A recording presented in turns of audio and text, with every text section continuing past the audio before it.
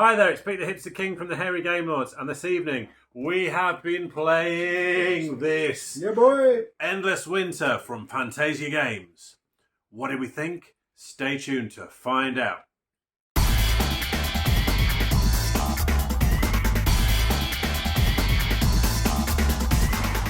Well, Endless Winter from Fantasia, their first ever game that they've produced, kickstarted and delivered a couple of weeks ago, and I went all in on this. Went big, went deluxe, because it just looks so good. Was it worth it, or does it disappoint? Spoiler alert, loved it. Worth every penny in my eyes. So, this is a worker placement game with deck building, and then as with a number of, I think, Johnny Pack's kind of recent and this team have worked on other similar games. It's got that kind of lots of mini games going on around there, so you can work on a number of different sort of sections of the game board doing various different things, all of which are going to get you some kind of victory points either early on in game or end game. So you've got a whole load of little mini Euro games that are going on, with the core game being around worker placement and that deck management. But you've got a little bit of area control in essence. You've got some sort of clever building and resource management going on too. You've got set collection, and you're going to have to pick which ones of those you're going to build on to try and get the most points. And in terms of the quality of the components, I've deluxed out, so we'll have a look at some of those in just a minute. But massive thumbs up from me, and I'll hand on to somebody to say a little bit more. Slightly beardy James here. So, you'd think that us hairy game lords would actually do quite well at being Paleo-Americans, is that correct? Paleo-Americans, because we're so hairy. And I think that we'd do reasonably well surviving in the cold. But I'm not going to lie, I did bobbins at this. I successfully did everything very badly. I'm just going to take you through this because I'm sure everyone's interested in the components. So this is what each little player set looks like. You've got these delicious snacks for whilst you're playing, or you can use them for building up the megalith, because that's kind of like placing these things on top of things. You've got some of these kind of little huts for when you're exploring out into the lands, which is nice. You've got your little workers. Look at them go. You've got two of those. You've got teepee tents type things. Those are used when you're going out into the wild as well. You've got a mammoth. He's a little elephant, woolly elephant type guy. You've got your kind of score marker. Mine was a wolf. Or is it a cat? It's a wolf. You've got cubes. You've got this base which sticks onto your big chunky leader. This isn't my leader at all. Here is one of the leaders. Look at him. He's so happy. He's got fire. He's got success because he's not on the green team. There's quite a few of these little guys. They are really cool. I love the bone effect on them. I want to find my guy. There he is. He's holding a stone with an eye on it because that's the way he rolls. And then there's a big chunky mammoth for the first player marker. These are really, really nice pieces. And then what else we got? There's a little guy in a canoe for one of the modules that are in there. Everyone also gets these cards. So you've got this one, which is about death at the end of the game. So one of the things I tried to do was killing off my cards. At the start of the game, you get given a little hand of kind of reasonably bobbins cards. Here they are. And you want to thin your deck, really, so that you can get out the better guys. So, for example, this guy here, he's pretty decent. He gives you a bit of work points. He gives you an activity. And then there's something about the eclipse, which is really important as well. So you've got a lot of options. You start off with 5 of these tribesmen. I don't know, killed quite a few of my guys. Buried ceremonially a few of my guys. And I thought I was going to do well. But the thing I did not do well at is moving my way up the kind of, death temple track. I don't know what it's called, but it's kind of ominous. You've got two sides to it.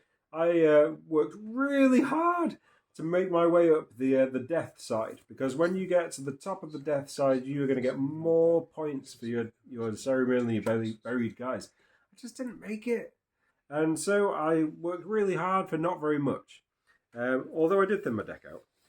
You've also got some cards which have got this kind of tan skin up in the corner there. Those are things which are I guess abilities that you can throw out. So for example, this one here gives you, if you trade in one of your kind of tools, you can build on the megalith. Now there are lots and lots and lots of moving parts to this game. When I first saw it, I was pretty daunted because it takes up a lot of table space. There's a lot to kind of like a lot of symbology. But the symbology makes a lot of sense as you get into it. Once you understand the language of everything that they're doing, stuff like this actually isn't too hard to read.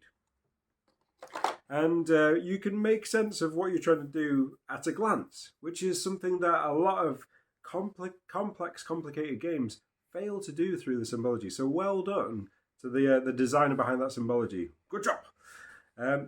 Now, the other thing that I kind of felt taken away from this, the overarching feeling that you get when you play this game that I took away from it was when you play a game of Lost Ruins of Arnak. Because Lost Ruins of Arnak, you've got kind of quite a tight worker placement game going on there, and it's built around your cards. And this game has got a very similar feeling of like what you're trying to invest in with your cards, and the types of people you're trying to bring into your tribe, and then using the powers as they come out. That was the overarching feeling that I got, and that's a good feeling. It's one that I enjoy, but it's also one that I don't know. Let's face it, not very good at. So I spent a lot of this game feeling reasonably happy with myself, but doing very poorly. Which, I don't know, I think it's a mark of a good game that I could get to the end of what's quite a long and complex game, in my eyes, to have enjoyed it, even though I've not done very well. So, yeah, I think that this game's got a lot of replayability as well, because all of the tribes were asymmetric, and the way that you get that asymmetry is also random as well, so you've got quite a nice bunch of combinations there. I think that if you're interested in this game, you will enjoy it, because I think it's got something for everybody in it. I think it's got a lot to offer, and I think it's got so many routes to victory as well. I just couldn't find any of them. But yes, yeah, good luck everybody. Bearded Lady! Oh my days, this game, absolutely loved it. So glad that Hipster King backed the game and also went all in on it. Whoop, whoop. So good. Just as you've seen already from what James has done, the components are great. Everybody gets these little kind of boxes with all the stuff that you need to start off the game with. So as long as they're packed away correctly, which they will be because it's Pete's game. Even if I was to not pack it away correctly, Pete would go back and pack it away correctly. It means that the next game just starts and flows through really well. Everything within the box fits and works. It's brilliant. There's loads of replayability. Again, because Pete went all in, there's lots of different variants that he got with it as well, which is brilliant. And I look forward to going back and playing those different variants as we work through the game. The player boards, look at them. They're dual layered. Ooh, so nice. And as you are able to place out more things from your board, you're unlocking more stuff that happens each go in terms of the Twilight part. What's that? Eclipse. The Eclipse, not the Twilight Zone. The Eclipse, more, you get extra benefits, extra bonuses. Then you can, there's stones that you can place down there, which then, although they're quite expensive to place them down, again, you can get special abilities at the Eclipse. And sometimes some of those special abilities are unique And so you're like, oh, cool, I want that one. Pete did this brilliant one, which both James and I probably too loudly chatted about. I was like, oh, wow, look at that one. It looks so cool. And then it was Pete's go, and then he got it, and we were like, yeah, what? Some choice words were batted back and forth at that point in the game. Classic Hairy Game Lord style.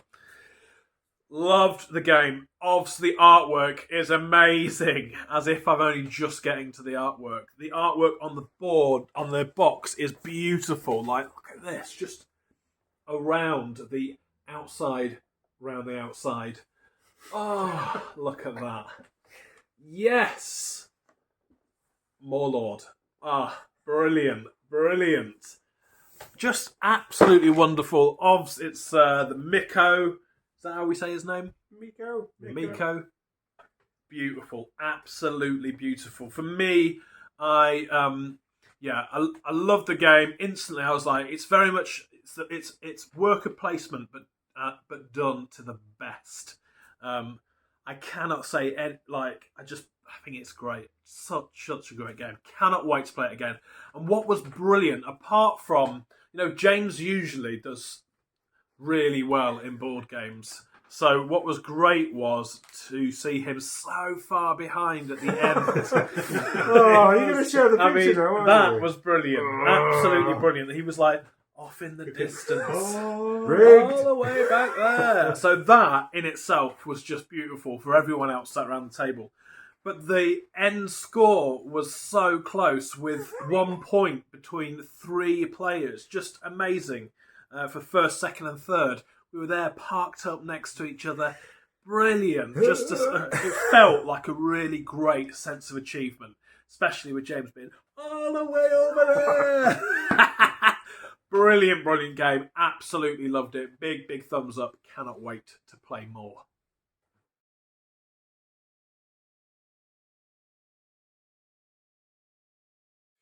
Martin here. Now, we did play this game a whole week ago.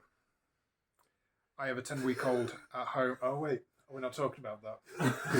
Shh! Don't let them in behind the curtain. We played it tonight at the start of the video. All right. Cool. So what I was going to say is, I can't even remember how I won. I did win.